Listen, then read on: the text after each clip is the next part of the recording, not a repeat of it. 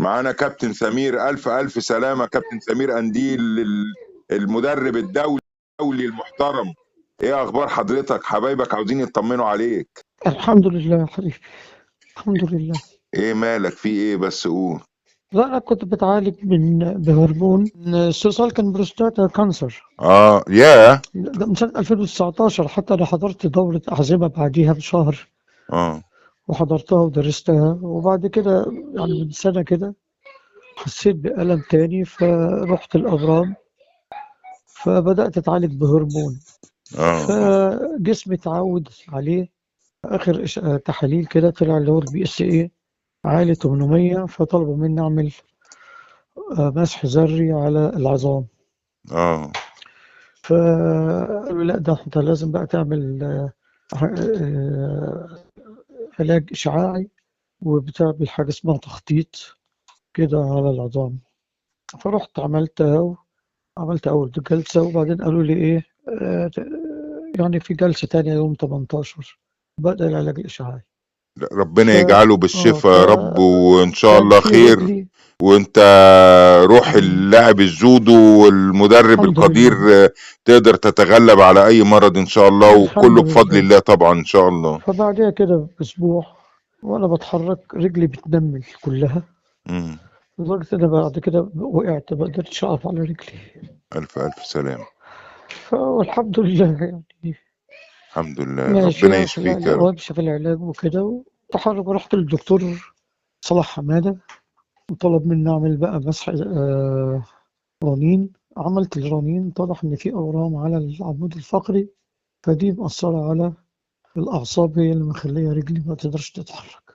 اه فالحمد لله. هتحتاج عملية جراحية بحيث لا لا تشيلها؟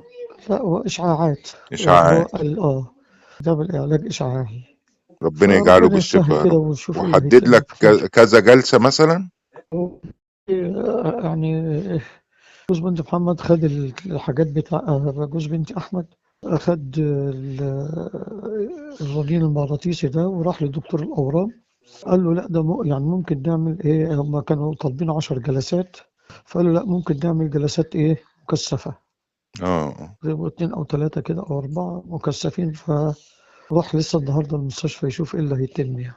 ربنا كريم بإذن الله. ربنا كريم، والف الف سلامة. وببلغك كل سلامات ودعوات جميع المدربين والحكام وكل وسط الجودو، بيدعي لك بالشفاء العاجل ان شاء الله. وربنا يقومك لينا بالسلامة، وما ننحرمش منك ابدا يا الحمد كابتن لله. سمير. ما أنتوا عشرة العمر. وبعدين كلمة للحق، أول واحد كابتن سمير قنديل عزمني على بلح باللبن، تمر باللبن في نادي الصيد. ربنا يديك الصحة يا حبيبي فاكر والله. فاكر يا كابتن سمير، كان أحلى استقبال والله، يعني لن أيامك أنسى جميلة. هذا. ما زال طعم التمر باللبن في فمي. أيامك كانت جميلة يا كابتن. انت والله. ايامك احلى يا كابتن سمير والله، ما ننحرمش منك ولا من طيبة اخلاقك ولا من كرم اخلاقك يا رب. ربنا يوفقكم كلكم، وربنا يجعل يعني موسم جيد على الجودو بإذن الله. يا رب يا رب يا حبيبي. ولو يلزمك اي حاجة نمرتي معاك، ما تأخرش اخوك. ألف في شكر يا حبيبي. تحت يعني الاشارة، بس انت شاور وهتلاقيني تحت الاشارة على طول. ألف شكر يا حبيبي، حبيبي يا ألف كابتن شكر. سمير، الف الف الف سلامة وسلام حبيبي. للجميع بإذن الله، وربنا يوفقهم كلهم يا رب. حبيبي يا كابتن سمير، الف الف سلامة. تسمح الله لنا بس يسلمك. طبعا هننزل التسجيل علشان يطمئنوا عليك يعني. لا، اطمنوا، الحمد لله. يعني الحمد لله. يعني كل حاجة بأمر الله سبحانه وتعالى. ونعم بالله. ودي يعني حاجات مكتوبة علينا، ما خير ان نقدرش شاء نعمل الله، فيها أي شيء، كله في ميزان والحمد لله. حسناتك يا حبيبي، كله في والحمد ميزان لله حسناتك. حبيبي. وانت راجل مؤمن ومصلي، وربنا ما يحرمنا منك.